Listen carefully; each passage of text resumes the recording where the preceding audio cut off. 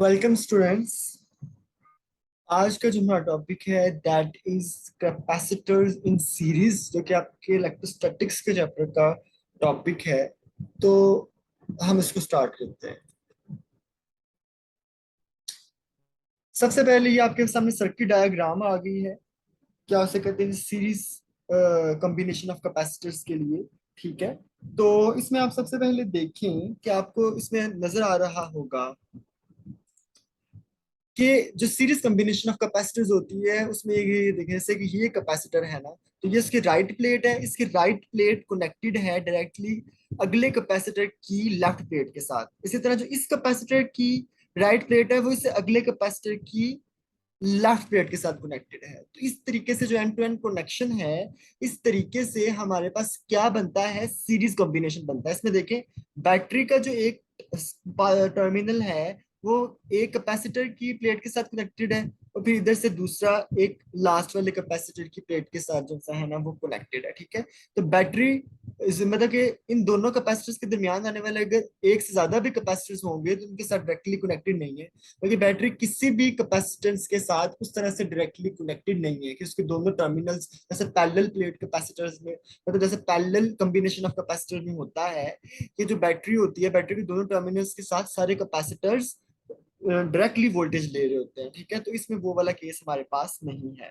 ठीक है, तो आपको सीरीज कॉम्बिनेशन समझ आ गया कि कैसे एंड टू एंड जो कैपेसिटर्स हैं वो कनेक्टेड होंगे। उसके बाद अगला आप देखें, अब इसमें आप देखें तो देखिए करंट जो सा है वैसे जो सा चार्जेस जो से कैपेसिटर की प्लेट के ऊपर आ रहे हैं, क्या उसे कहते हैं, वो सेम चार्ज थ्रू आउट, क्या उसे कहते हैं, इस पे जो टोटल चार्ज होगा वो इसके ऊपर जो टोटल चार्ज ये स्टोर करेगा, जो ये वाला जो टोटल चार्ज ये वाला कैपेसिटर स्टोर करेगा, ये तीनों बराबर होंगे। Q1 is equal to Q2 is equal to Q3। अब देखिए कैसा होगा कि देखिए बैटरी का जो पॉजिटिव टर्मिनल है वो कनेक्टेड है इस कैपेसिटर के एक साइड के साथ। ठीक है, अब इस पॉजिटिव टर्मिनल के ऊपर कोई प्लस क्यू चार्ज जो है ना वो अक्यूमुलेट किया है। अब ड्यू टू इलेक्ट्रोस्टैटिक इंडक्शन क्या होगा हमारे पास कि दूसरी प्लेट के ऊपर नेगेटिव क्यू चार्ज आ जाएगा। अब जब इसके ऊपर नेगेटिव क्यू चार्ज आएगा, अब जो अगला कैपेसिटर है इधर वो इलेक्ट्रोस्टैटिक इंडक्शन की वजह से इधर प्लस क्यू चार्ज आ जाएगा। ठीक है, इसी तरह आगे सो ऑन, इस पे प्लस क्यू आया तो इस पे माइनस क्यू आ जाएगा, इस पे माइनस क्यू आया तो इस पे प्लस क्यू आ जाएगा। तो ड्यू टू इंडक्शन जो चार्ज है वो इस तरह से इंड्यूस हो जाएगा प्लेट्स के ऊपर। ठीक है, तो जो इस तरीके से जो चार्ज हुआ हुआ है स्टोर तीनों कैपेसिटर्स में, क्या होगा, same Q1 is equal to Q2 is equal to Q3 same, और वो उस चार्ज के बराबर होगा जो चार्ज बैटरी ने सप्लाई किया है। अब नेक्स्ट देखें, अब जो वोल्टेज है, वोल्टेज सीरीज में डिवाइड होती है।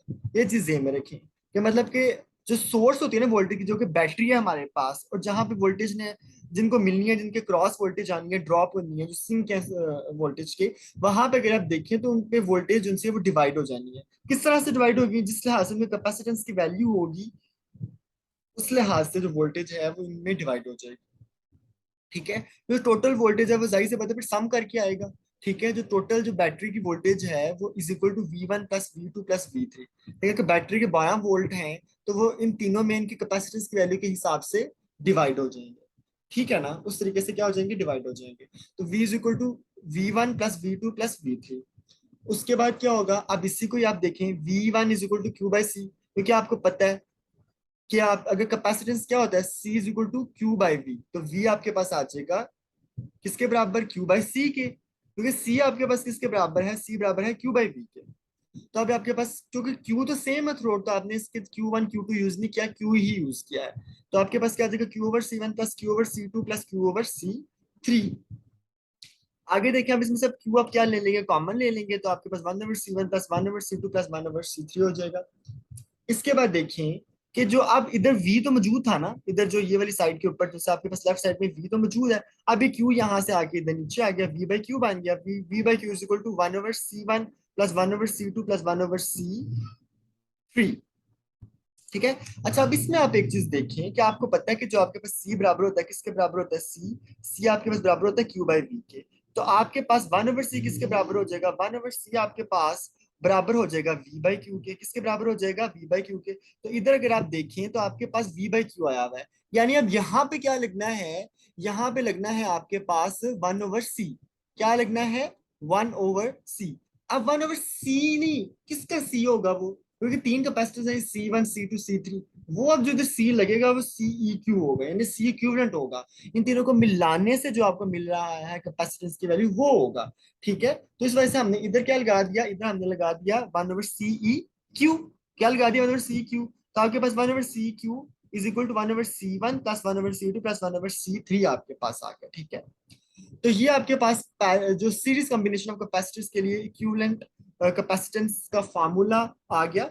अभी तो तीन कैपेसिटर्स थे, अगर आपके पास ज्यादा हो तो क्या होगा, ज्यादा हो तो ये चीज हो जाएगी। सबको आपने रेसिप्रोकल्स की फॉर्म में क्या कर देना है, ऐड कर देना है, तो आपके पास रेसिप्रोकल ऑफ इक्विवेलेंट कैपेसिटेंस आ जाएगी। ठीक है, इन सबको आपने सॉल्व करना है। ठीक है, और सी क्यू आपके पास क्या है, सीई क्यू आपके पास है, जो इनको इक्विवेलेंट कैपेसिटेंस होगी हमारे पास। ठीक है, इन तीनों का मतलब जो इक्विवेलेंट कैपेसिटेंस होती है उसका मतलब ये होता है कि इन तीनों को जोड़ने से जो कैपेसिटेंस मिल रही है ना, वो जो होगी ना वो सी क्यू होती है।